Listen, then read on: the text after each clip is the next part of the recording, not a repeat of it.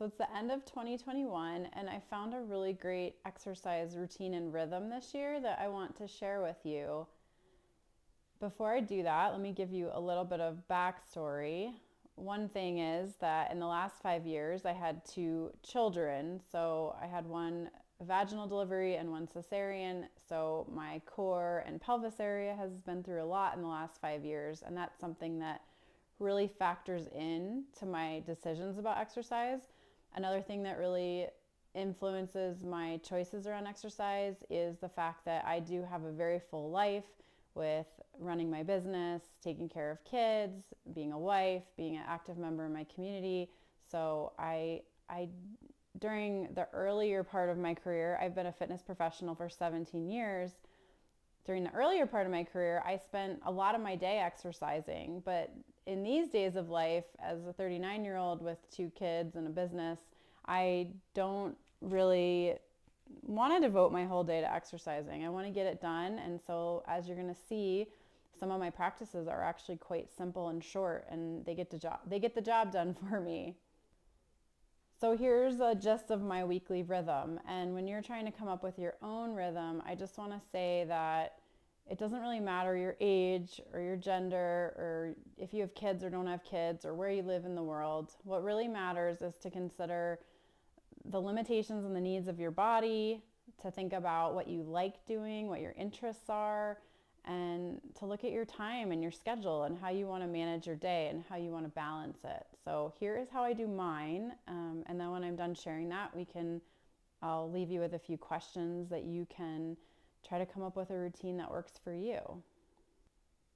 I live in Montana, and that's partially because of the mountains here. So depending on the time of year, I try to get at least one hike, and in the fall, in the summer, in the spring in, and in the winter, one ski in every week. Now, of course, if I have time, I try to get two of those in, but that's not always possible. Once a week, I do a circuit workout, and that covers lower body, a little bit of core, and a very tiny bit of arms. It's about a 25-minute workout. I do about 15 exercises, 2 sets. It's the same exact workout every week. I've been doing the same exact exercises every week for the past year.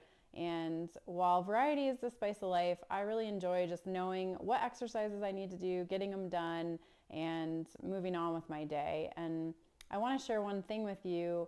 I was doing 3 sets for a while and doing like 45 minutes, but I noticed that I was feeling pretty exhausted the rest of the day and got cranky like with my family.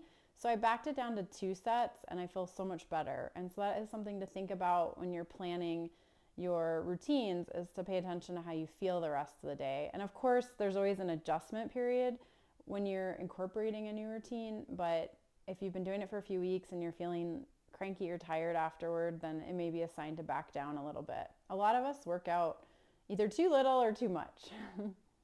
To add some variety into my month of exercise, I go to a Pilates session every other week, and that way I don't have to think at all about what exercises I'm doing, and the exercises are different every time. Although I do have some favorites, but for the most part they get changed up, and I just love the stretching we do in Pilates, the core focus. It's really helped me rebuild my abdominals after having babies. And again, I just really like that variety. Since my leg workout is the same every week, then the Pilates adds in some variety.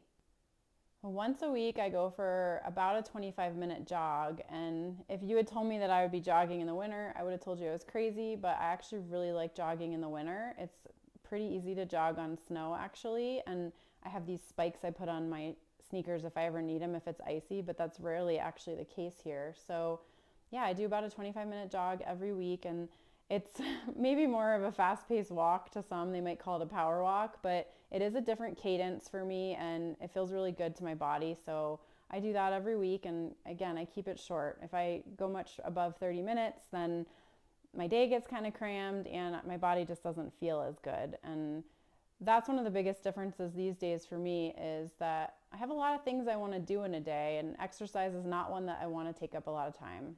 Especially in the winter, or if there are wildfires or I don't want to be outside, I do a kickboxing workout on the computer with Billy Blanks. It's about 25 minutes. It's a great little routine that I do. It's the same one every time. And I just love the way kickboxing feels, like with the rotations of the body. It's a good one to take when I go on vacation. If I'm not really sure, like if I'm not going to go hiking or skiing, then I've always got the kickboxing to fall back on.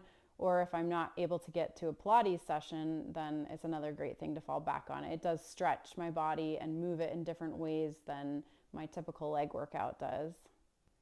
On the days that I don't have one of these structured activities, so every week a hike or ski, every week a leg workout, every week a jog, that's 3 days. And then every other week there's the Pilates, so that's 4 days. So there's still 2 more days in there that I want to be active, and sometimes all 3. Like I at least always want to go for a walk on those days, usually with my dogs or my kids. And in the summertime, I really like to go on a bike ride. So those are my other supplemental activities that I like to do. And occasionally I go for a rollerblade as well. So that's a lot of fun. My kids will go on their scooters and I'll rollerblade with them.